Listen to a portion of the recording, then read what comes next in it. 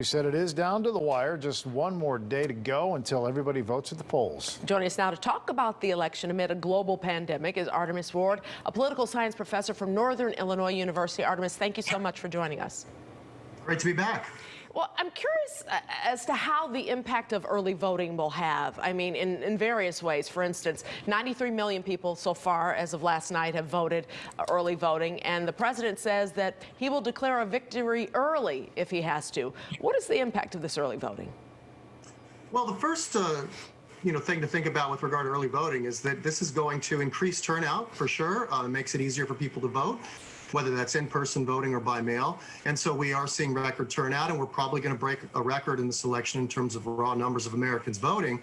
But in terms of the president, he's already signaled that he can't lose the election unless it's rigged. And so in that sense, he's already set himself up for the argument that he's going to be making tomorrow night, which is that, he's either a winner or that the Democrats have not won.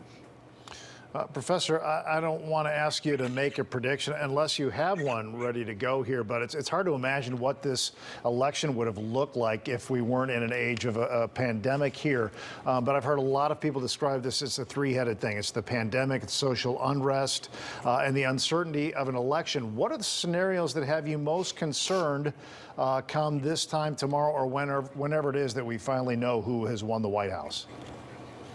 Well, there are a lot of things to be concerned about for sure. I think early on tomorrow, we're going to see reports of and possibly actual violence happening at polling locations because of attempts to suppress the vote and those sorts of things with poll watchers, so-called poll watchers who aren't actually watching but are actually getting involved.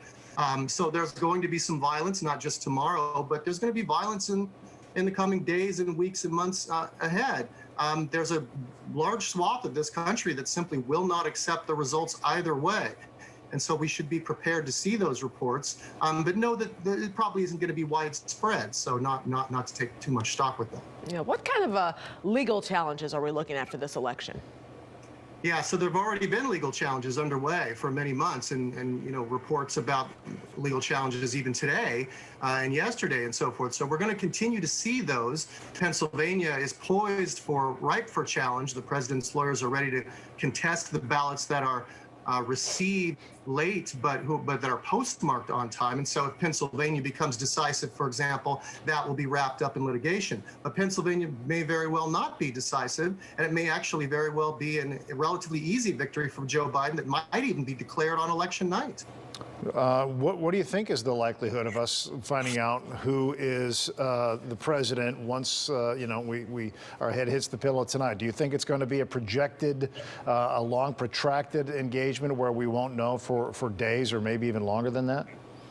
I don't think so. I think, the networks are going to do what they have always done, which is to try to call the election as soon as possible. They're not taking any extra precautions in that sense.